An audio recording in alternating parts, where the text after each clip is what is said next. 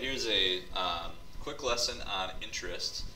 It's good to have an idea of what interest is, even if you're not quite ready for investing money or taking out a loan or getting a credit card or something like that. It's good to understand the concept of what interest is. So the definition of interest is the amount of money charged for borrowing money, so that'd be like taking out a loan, or the amount of money earned when you are saving or investing money. So it works both ways. There are things that carry interest charges. For instance, credit cards. If you have a late payment, they might charge you interest.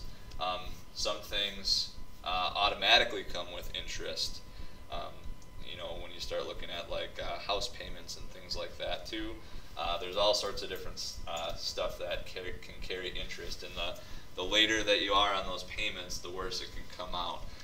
So there's all that stuff that you'll look into later.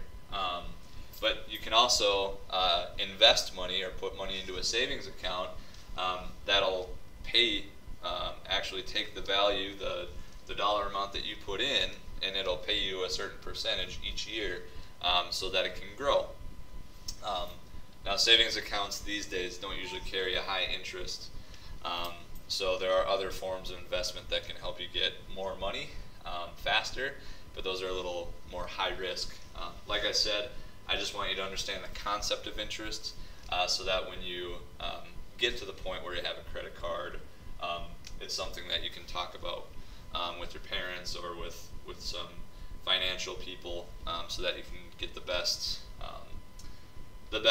plan for you and just understand what interest is, just in case, well, you will run into it, so it's a good thing to check out. Alright, so along with interest, we have to understand what principal is, and it's the amount that you borrow or the amount that you invest. So here is the simple interest, and it's paid on the principal. So the simple interest formula, I stands for simple interest, P is the principal. Remember, that's the amount that you borrow or invest. R is the interest rate per year as a decimal, and T is for time in years. And we can calculate certain things with this. Alright, so let's look at this particular example. Kelly plans to put her graduation money into an account and leave it there for 4 years while she goes to college. She receives $750 in graduation money that she puts into an account that earns 4.25% interest. How much will be in Kelly's account at the end of 4 years? Alright, so we're trying to figure out how much she'll have left at the end of 4 years with the interest rate that was given.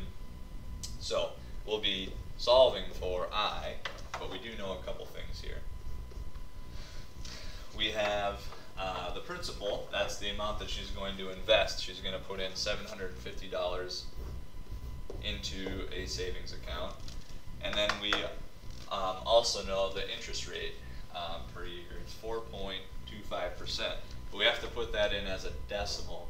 So 4.25% is the same as 0.0425.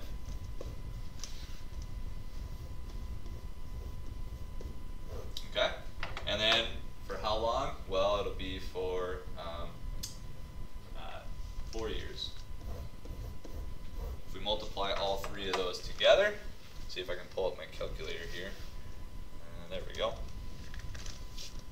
We will just do 750 times 0.0425 times 4 equals $127.50.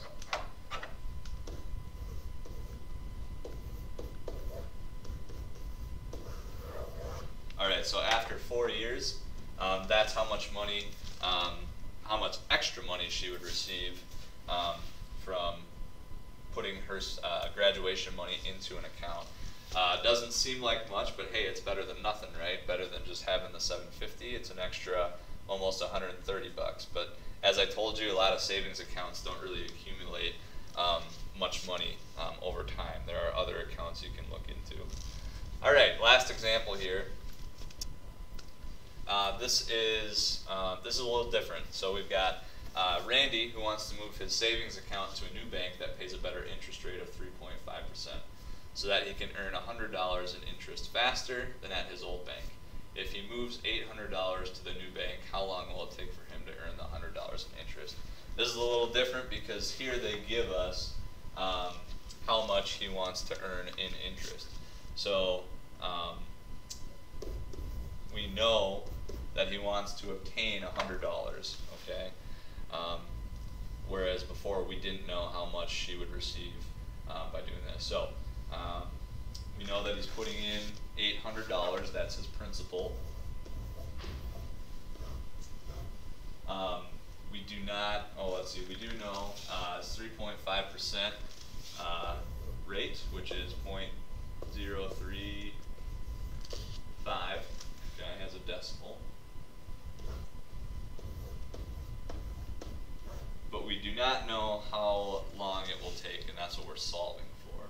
So how long will it take for him to earn the $100 in interest? So times time, but we don't know how long that is. So here's what we're going to do. We're going to do the 800 times 0.035 first.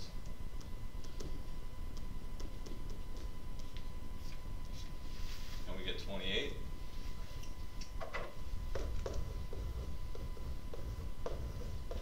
And then to solve for time, we're going to take 100 and divide by 28.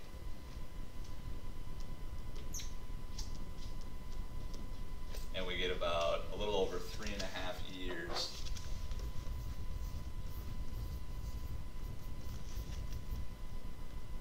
We'll do this approximately 3.6 years.